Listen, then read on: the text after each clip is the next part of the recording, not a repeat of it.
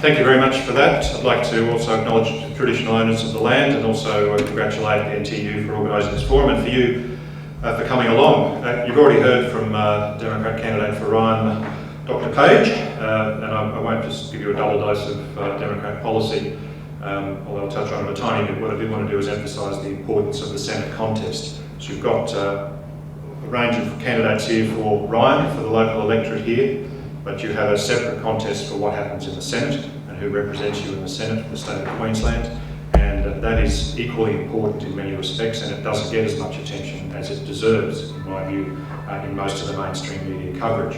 I want to emphasise why the Senate choice is crucial for a whole range of issues that affect higher education, amongst many others, of course. I'm also a graduate of this university. In fact, I'm very much remember getting quite a refreshing sleep up the back of this very lecture theatre 20 years ago, so it's probably not as life-shaping as Ross's experience here. It felt good at the time. But I did learn some other things, I might say, and of course it was at a time before fees were introduced, and that undoubtedly makes an enormous impact. And that is one area, amongst many, where the Senate makeup is crucial. The last major hike in fees for university students only occurred because of the decision of some independents who shared the balance of power in the Senate at the time, about 3 years ago. And if it were not for those people having done that, then a number of students would have a far lower debt today. Similarly, with regards to the introduction of VSU, on one of the few occasions where the Family First Senator had a balance of power decision, he blew it, frankly. Not just because he didn't oppose VSU, as the Democrats have done for years, but didn't even make an effort to negotiate a version that would not lead to a massive reduction in services available to students and a loss of jobs and services on a number of campuses. And whilst I know that has impacted here at UQ from meetings I've had with people, frankly it has impacted far more on regional universities and those universities that don't have the benefit of decades of funding and of building up of accumulated wealth. That only occurred because of the makeup of the Senate and because the balance of power was held by somebody who frankly wasn't up to the job. Similarly, on an issue which does impact on everybody at universities and all institutions around Australia, work choices. That's not just if you're employed in a university, of course, although it's crucial there, but also for virtually every student these days who has to work in addition to their study just to be able to afford enough to live on. And it's those sorts of jobs, frankly, that are amongst those that are most vulnerable to the removal of protections because of the moving through of work choices, the introduction of work choices. And of course that only occurred not because John Howard won the election, but because he got control of the Senate at the last election, because it's precisely that removal of protections that the Democrats have managed to prevent over the previous 10 years. And that didn't mean blocking everything he put forward. It meant examining what was put forward, examining it on its merits, using the Senate process through Senate committee inquiries to hear from the people with expertise, cutting beneath all the rhetoric and the spin, which, as the previous speaker referred to, I think pollutes our political debate atrociously these days, and looking at what will work. And we made those decisions, we allowed some things through, we stopped other things, and frankly, for the last election, no one, least of all John Howard, was running around saying our current industrial relations regime is in the pockets of the unions and our international competitiveness is being destroyed and we need to change it. He didn't say a word about it, he actually said it was really good. It was only when he got control of the Senate that he brought in all of his other extreme measures.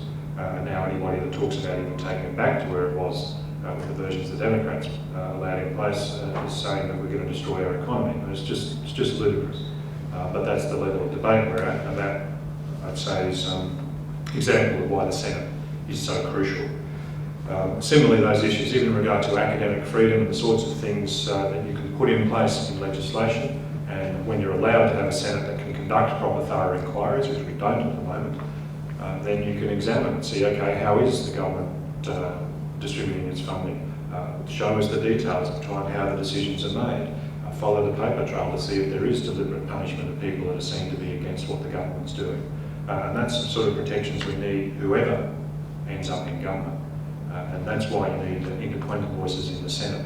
Now, if we do, hopefully, move back to a Senate that's not controlled by a major party, then we'll be in a balance of power position where people on the crossbenches, if you like, and the smaller parties can be in that decision-making position. And I think it's critical to think of who you would like in that position. Because there is a real risk, a very genuine risk, if I don't hold my seat at this election, that it will go to the major parties. That's what happened with 3 of the 4 Democrat seats that were lost last time. They went to major parties. And that means if there's a balance of power issue that comes up, whether it's VSU, whether it's student fees, whether it's Austudy, any of those sorts of things, you'll have no Queenslander at all in that balance of power position. All of those sorts of things, the entitlements for income support for students, introduction of rent assistance for students, something that belated but pushed for through the Senate by the Democrats for years, focusing even on issues like affordable housing, many of those other things that are making it so hard for people. And I'd also just want to take a chance to mention briefly the plight of overseas students who don't get much focus because by definition they can't vote, but they are very vulnerable. And we all saw what happened to Dr. Hanif, who wasn't a student, but he was here on a visa. Everyone that's here on a visa is at risk of those sorts of things. We need to make our Migration Act fair, and we need to focus on the experience of international students and ensure they get some protection and fairness as well. The only other point I'd make in closing, we're hearing a lot, sadly at the moment, in our media, focusing on things that don't affect people's lives, like the debate about the debate, who's going to turn up at the debate, Prime Minister and Mr Rudd. Now, John Howard is setting up a debate, and when he can set up a debate, he can set the rules, then he'll turn up and say, "Where are you, you chicken?"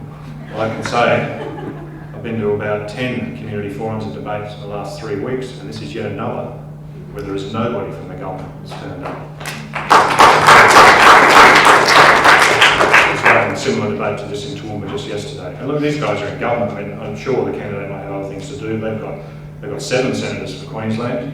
They've got, they're a major party, but somebody should be able to represent them and put their position.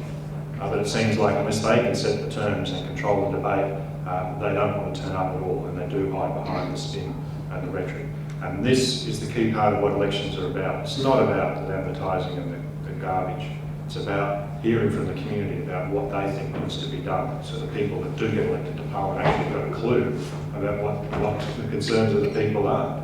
And we really need to be, I think, emphasising that that's what it's about. You're not just there watching us like we're on TV and walking away deciding who to vote for. You're there to be letting us know what you want to see happen. And the fact that these guys can't even be bothered to show up, I think I've been to about 2 Liberals in about 10 forums that I've been to, is just pathetic. And I think that's a point where they need to start getting out there. But I've probably gone over my 6 minutes, which is what happens when you ask people who are actually in Parliament along, just crack on forever. So thank you for none of you falling asleep, as far as I can tell, during my lecture. But thank you for coming along. It is important. There were more in the Toowoomba forum actually yesterday. So. But they held it in the refectory, which is probably a wise move there, so coming up for lunch as well. But thank you for showing interest. I would say when you leave here, spread the sort of words, the more word of mouth you get about the issues that need attention and the importance, I would say, of the Senate contest, the more impact that has back on people that are engaging in the political contest that we're currently involved in.